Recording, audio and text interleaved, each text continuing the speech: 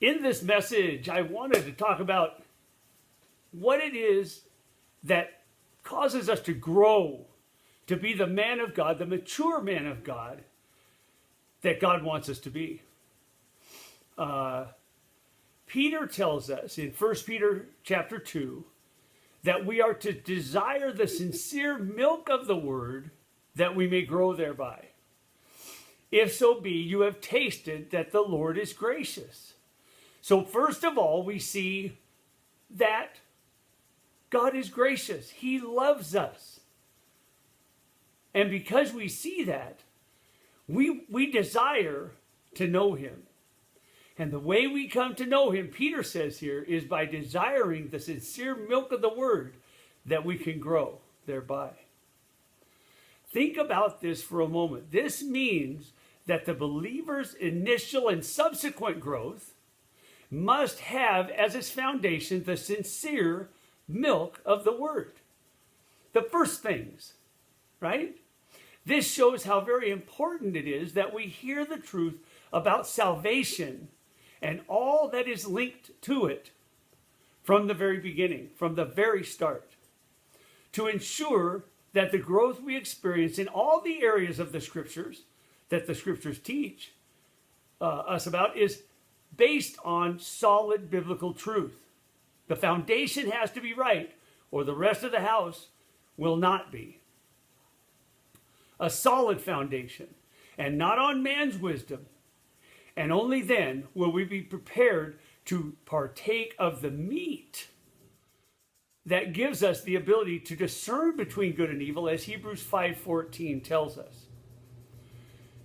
But what if we hear what we think is truth because we trust the guy telling us, or, he's sitting up there in that pulpit and he's supposed to know this stuff, right? He's been to seminary. He's got all those letters behind his name. He's supposed to know this stuff. So we believed him when he told us. What if we believe that what we heard is truth, and it is not truth? And we begin to build our house of faith on that. Can we build a solid biblical foundation on what is not biblically true? No, we cannot. So we need to know how to discern the difference between what we have been told is true and what is actually true, if there is a difference. And we do this by comparing what we have come to believe is true because of what we've been taught and believed to what the Bible plainly says is true as we partake of the milk of the word. Are you willing to examine yourself to see whether you be in the faith as Paul exhorted us to do? Or is it too juvenile an exercise to go back to the first things for someone as mature in the things of God as some of us might think we are? Here's an example of what I mean. I hope that's not true. I hope that we're able to do that no matter how long we've been involved in what we believe are the things of God, and that we believe to know is the truth. That we're always willing to examine ourselves. Let's say you are told that the reason you need Jesus is because Jesus paid the penalty for your sins, because you are guilty before God for breaking his laws. And that even if you haven't broken God's laws, an abject impossibility, so you have been told, because of a sin nature you inherited from Adam, you are still guilty of the sin of Adam. But then you read your Bible, and you find statements to the contrary, such as Paul's teaching in Romans 5:13, that says, before the law, sin was in the world, but sin is not imputed when there is no law. Not imputed? What does this mean? It means God is not condemning or holding against you any breaking of the law he gave to Israel, because you were not accountable to it. He does not impute it because there was no law. Then you read that even under the law, the Son does not bear the iniquity of the sins of the Father in Ezekiel 18:20. And this throws another kink in the works of this so-called truth that you've been taught about having Adam's sin imputed to you. And that under the law, only the soul that sinned dies. When you see this, you discover that believing that you are guilty of Adam's sin when there was no law is in direct contradiction to the Bible. Oh, what to do, what to do? Do I believe what the Bible says or what man says? We have a choice to make, don't we? Then you read Paul teaching how that God was in Christ by the cross, not imputing their trespasses to them in 2 Corinthians 5:19. Wait a minute. More not imputing? Yes. Also corroborated in Colossians 2:13 through 15. And that this is the message of reconciliation that believers are to be taking to the world. But instead of taking this message to the world, that God is not imputing their trespasses to them so that they can now be reconciled to God, many are preaching the exact opposite when they preach to the world. Saying that it is because God does impute trespasses against them that they need Jesus. That this is why they need Jesus. Those trespasses are imputed to you. You're bad, and that's why you need Jesus. What are we to do with such stark contradictions? And how did these contradictions come to be the mainline doctrines of the so-called church anyway, since they do contradict the plain teaching of the Bible? To deal with such stark contradictions, we first need to decide what will be our baseline for truth. Is it what the Bible plainly says, or what religions and their leaders tell us it means? Do we believe what the Bible teaches, or do we believe what man teaches? What you choose to be your baseline for truth will express whether your allegiance is to God and His Word or man and his teaching. And what you choose will be the milk that causes your growth. The first things. Man and his teachings being why we have, so many have chosen man and his teachings is why we have so many cults today. If you have chosen God's Word as your baseline for truth, then your growth will be in accord with what His Word plainly says. And you will know the truth, and that truth will set you free. You will grow by first desiring the milk of the Word to be able to eat the meat after becoming the mature man of God that He wants you to be. But if you have chosen man's teaching to be your baseline for truth, your growth will reflect the natural thinking of man and not the spiritual thinking of God. And there will be no such truth in you. Choosing to believe what the Bible plainly says will lead you to become the man who is able to discern between good and evil, as Hebrews 5:14 says. But choosing man's teaching will lead you to be unable to discern between what God says is good and evil. It will lead you to begin making determinations regarding good and evil based on works instead of faith. On works instead of a loving relationship with the Savior, Jesus Christ. Believing statements like, we are justified by the works of Christ, not our own. Instead of what the Bible plainly says, that by the works of the law shall no flesh be justified. Another stark contradiction that shows that man's teaching does not lead to the righteousness of God. The works of the law that Jesus performed. We're not justified by that. We're justified by the faith of Christ, not by his works.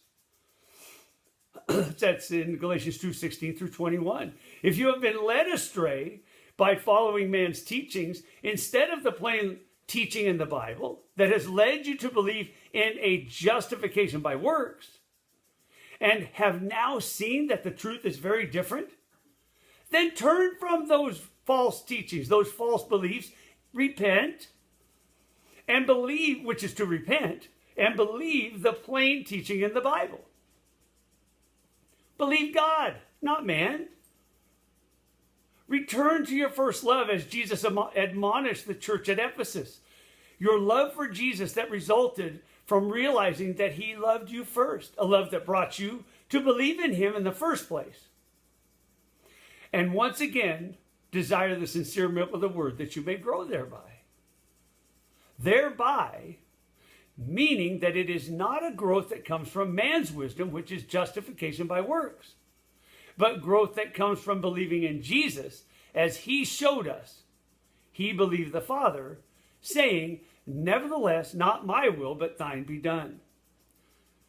By the faith of Christ, that if kept in our hearts as we read the scriptures, we see the love of God on every page. Which is exactly what we should see on every page, since God is love, right? Love that leads a man to repentance. Love that casts out fear. Love that conquers all. Love that remains long after faith and hope are no more. Love that is the basis for our giving. Love that suffers long, is kind, vaunts not itself, is not puffed up, does not behave unseemly. Love that seeks not her own and is not easily provoked. Love that thinks no evil, rejoices not in iniquity, but rejoices in the truth. Love that bears all things and endures all things. Love that never fails. Not just in this life, but also the next, where prophecy, tongues, and knowledge vanish away. Love that makes the child who needs milk into a man who can eat meat, so that we put away the childish things of justification by works. Can you return to your first love? Will you return to your first love? Or have you believed the lies that justification comes by works for so long now that you cannot see that they are lies? If you will heed the warnings in this message that come from the Bible, you can return to your first love, your love for Jesus after you discovered he first loved you, and you will be set free from those lies so you can begin to grow in the sincere milk of the word and be made able to discern between what is good and evil when you mature to be able to eat the meat of the word of God, between what is right and almost right, which is to discern between the lies of Satan that would have you believe justification is by the works of Christ, or the justification the Bible teaches, saying that justification only comes by the faith of Christ and not by his works of the law, as Paul writes in Galatians 2:16 through 21. If you will trust in Jesus today, as he trusted the Father for justification, then please pray with me. Dear Jesus, thank you for loving me. Thank you for joining with me in my death, so that by believing you, as you believe the Father, I could join with you in your life. Deliver me from being captive by the devil at his will. Help me to learn not to oppose myself.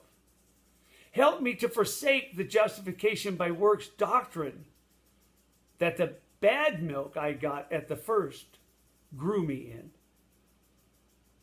Thank you for the sincere milk of the word that I can now grow by to be the man of God you want me to be.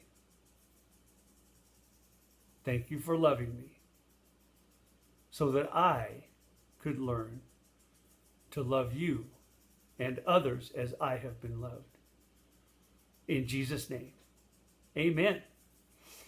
If you prayed that prayer, then begin now to read the Bible through the eyes of love, God's love, and your first love. Desire the sincere milk of the word so that your growth will now be in accord with what the Bible plainly teaches. And come back often to hear the word of God so that you can learn to be the man of God he wants you to be. Time is short. Everything going on in the world today shows us this fact.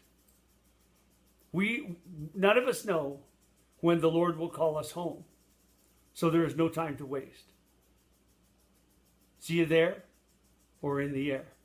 And I want to remind you about the 127.org. That's the 127.org, an organization started by Stevie Ray Hansen in Texas, and he helps kids that have aged out of the foster care system to become the men and women of God that God wants them to be. So if you visit that website, I'm sure you'll be blessed. God bless you. And like I said, I'll see you there or in the air.